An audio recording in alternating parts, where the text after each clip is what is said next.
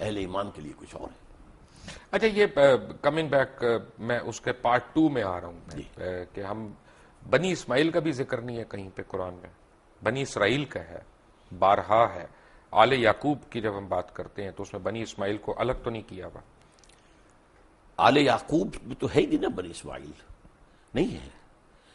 آل یعقوب میں تو نہیں ہے نا. حضرت ابراہیم کے علیہ بیٹے السلام، اسماعیل ان سے اسحاق، ہے، اور اسحاق دوسرے بیٹے ہیں. جی، اور اسماعیل ان سے جو ہے وہ جو ہے یعقوب ہیں، اور یعقوب کے 12 بیٹے ہیں، وہ بنی اسرائیل بنے تو ہیں. بنی اسماعیل کا تو ذکر نہیں ہے بنی اسماعیل نہیں ہے، لیکن یہ کہ اسماعیل کا ذکر تو بار بار قرآن میں آیا، بار بار آیا. نہیں، اسماعیل کا نہیں، میں بنی اسماعیل کی بات کر رہا ہوں جیسا بنی اصل میں اسرائیل کا بنی ذکر ہے. اسماعیل کو پھر قرآن مجید نے ایک نام اور دیا ہے، امیین. امیین، امیین. ٹھیک ہے. تو جب ہم یہ درود شریف پڑھتے ہیں کہ کما بارکتا علی ابراہیم وعلی آل ابراہیم انک حمید مجید، bless us like you've blessed Abraham and the children of Abraham، یہ children of Abraham کون ہے؟ یہ انبیاء ہے نا. آخر اگر حضرت اسماعیل بھی تھے، حضرت اسحاق بھی تھے، حضرت یعقوب بھی تھے، یعقوب کے 12 بیٹے بھی تھے، پھر حضرت یوسف بھی تھے، پھر ایک اور جو ہے تیسری بیوی بھی تھی حضرت ابراہیم کی، وہ قطورہ. تو بنی قطورہ کے اندر بھی مدین جو ہیں، حضرت شعیب جہاں بھیجے گئے وہ ان کی اولاد میں سے. یہ سارا خاندان ہے ابراہیم کا، آل ابراہیم. تو بیسیکلی یہ بنی اسرائیل کی بات ہو رہی ہے. بنی اسرائیل بھی، بنی اسماعیل بھی، بنی قطورہ بھی. سو ہم جو دعا مانگ رہے ہیں وہ یہ ہے کہ ہمیں بنی اسرائیل والوں کے، ان کے اکابرین کی طرح ہمیں بھی بخش. بنی اسرائیل، پھر آپ بار بار اپنے الفاظ میرے منہ میں نہ لائیے. میں یہ کہہ رہا ہوں کہ بنی اسماعیل بھی، بنی اسرائیل بھی، بنی قطورہ بھی، وہ سب حضرت ابراہیم کی آل ہیں، اور ان کو بلیس کیا اللہ نے. حضرت بنی قطورہ کے اندر آپ کو معلوم ہے حضرت شعیب جیسے بڑے اتنی سمپل ڈسکرپشنز ہیں جو آپ نے جیسے سمجھایا، بڑی سمپل. یہ فرقے کہاں پہ بننا شروع ہوئے؟ کس کے فرقے؟ اسلام میں. اسلام میں فرقہ جو ہے میرے نزدیک، ویسے تو یہ کہ بے شمار بنے ہوں گے. خوارج کا فرقہ تھا، وہ ختم ہو گیا ہے تقریباً، اور مختلف لوگ آتے تھے، وہ ختم ہوتے گئے ہیں. اب تو فرقہ اگر کہلا سکتے ہیں تو صرف 2 ہیں، شیعہ اور سنی. باقی تمام مسالک ہیں، schools of law, schools of فقہ، ان میں کوئی وہ بڑی میجر جو ہے وہ ڈفرنس نہیں ہے. وہ سب کے سب اسلام کے اندر ہے. باقی یہ فرقے نہیں ہیں، یہ مسلک ہے. اچھا، اب یہ دونوں مجھے یہاں پہ بھی کنفیوژن ہے، کیونکہ جو میں نے پڑھا وہ یہ کہ امام ابو حنیفہ جو تھے وہ امام جعفر صادق کے اسٹوڈنٹ رہے ہیں، تو ان میں ڈفرنس کہاں پہ آیا؟ اصل میں امام جعفر صادق رحمۃ اللہ علیہ اور امام ابو حنیفہ یہ ہم عصر ہیں. حضرت امام جعفر جو ہیں وہ عمر میں بڑے تھے، حضرت ابو حنیفہ چھوٹے تھے. یہ معاملہ تو ہے، اور استفادہ بھی کیا ہے حضرت امام ابو حنیفہ نے امام جعفر صادق سے. لیکن بعض معاملات کے اندر مثلا بڑا خوبصورت واقعہ آتا ہے کہ امام ابو حنیفہ نے جا کر کہا کہ میں نے سنا ہے کہ آپ مجھ سے کوئی ناراض ہیں حضرت جعفر صادق سے رحمۃ اللہ علیہ. تو کہا ہاں میں نے سنا ہے کہ تم ہمارے نانا کی حدیث پر اپنی رائے کو ترجیح دیتے ہو. انہوں نے اس کے حضرت سلکن بالکل نہیں، قطعاً غلط آپ کو بتایا گیا ہے. اگر میں اپنی رائے کو ترجیح دیتا تو مسح میں پاؤں کے تلوے کے مسح کا حکم دیتا، اوپر کا نہیں. زیادہ خراب تو تلوہ ہوتا ہے، میں اس کا حکم نہیں دیتا. حدیث کے اندر جو آیا اس پر عمل کرتا ہوں. اگر میں اپنی رائے پر عمل کرتا تو رمضان کے روزے جو ہیں حائض عورت کے، ان کی جو ہے وہ قضا ہے، اور نماز کی نہیں. میں تو نماز کی قضا رکھتا کہ نماز پہلے ہے. تو اس حوالے سے انہوں نے کہا کہ نہیں، ان کے درمیان کوئی اختلاف نہیں تھا، بہت اچھے تعلقات تھے. پھر فرق ہونا شروع ہو گیا. اس کے بعد فرق ہوا ہے. اس کے بعد ظاہر کن باتوں پہ؟ کن باتوں پہ؟ اصل میں اس کے تفاصیل میں جانا مشکل ہے میرے لیے، لیکن بہرحال یہ کہ ایک فقہ بھی رفتہ رفتہ مرتب ہوئی ہے جو کہ فقہ جعفری کہلاتی ہے. اور اس کے بعد یہ کہ کب سے پھر وہاں ایک معصوم امام کا تصور ہوا ہے، اب یہ ایک ریسرچ کی بات ہے، میں اس میں تفصیل میں نہیں جا سکتا. لیکن ایک فرق مجھے لگتا ہے بڑا، اور مجھے لگتا ہے کہ فقہ جعفریہ کو ہم پہ ایک ایج ہے، وہ ہے اجتہاد کی.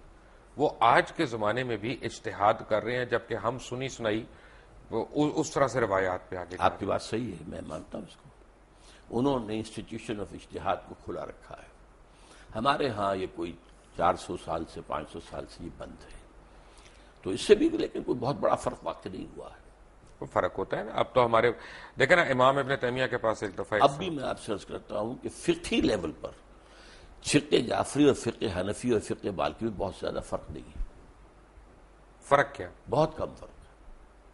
اب یہ کہ ایک ہاتھ چھوڑ کر نماز پڑھ رہے ہیں تو مال کی بھی ہاتھ چھوڑ کر پڑ رہے ہیں. کسی نے یہاں ہاتھ باندھ لیا ہے نیچے ناف کے، اور کسی نے یہاں ہاتھ باندھ، کوئی فرق نہیں پڑتا. ساری تو ریکارڈڈ ہسٹری ہے ہماری پچھلے 1400-1500 سال کی. تو حجۃ الوداع پہ حضور اکرم صلی اللہ علیہ وسلم نے جس طرح نماز پڑھی وہ ہم کیوں رائج الوقت نہیں کر سکتے؟ میرے نزدیک تو رائج الوقت وہی رہی ہے، اور حضور نے جس طرح کیا ہے وہی ہے. لیکن یہ کہ حضور کا معاملہ یہ معلوم ہوتا ہے کہ آپ بھی اس کے اندر کوئی تبدیلی کرتے رہتے تھے، اور میں سمجھتا ہوں کہ اس سے ایک وسعت پیدا ہوئی. ڈاکٹر صاحب ایک میں بڑا سینسٹیو سوال پوچھنے لگا ہوں، اور میں ناظرین سے ریکویسٹ کروں گا کہ میری بات کو غلط نہ سمجھیں. میں اپنی علم کے لیے کم علمی کا میں اعتراف کرتے ہوئے میں یہ سوال پوچھ رہا ہوں کہ ہم سارے احادیث کے ماننے والے ہیں، سنت کے ماننے والے ہیں، ورنہ مسلمان ہی نہیں کہلا سکتے. اگر کوئی بھی شخص یہ کہے کہ میں سنت رسول کو نہیں مانتا یا احادیث کو نہیں مانتا تو وہ تو مسلمان ہی نہیں ہے. لیکن ہم حدیث جب پڑھتے ہیں تو اس میں ہم دیکھتے ہیں کہ کرونالوجیکل آرڈر نہیں ہے، کہ اگر حضور اکرم صلی اللہ علیہ وسلم نے ایک دفعہ پانی کھڑے ہو کے پیا، یہ نہیں پتا کون سے دن، کون سی تاریخ، کس وقت. اسی طرح انہوں نے پانی بیٹھ کے بھی پیا، کون سے دن، کون سی تاریخ، کون سے وقت. تو اس میں پرابلم یہ ہے کہ چند صحابہ جنہوں نے اس کے راوی ہیں، ادھر بھی کوئی صحابی راوی ہیں.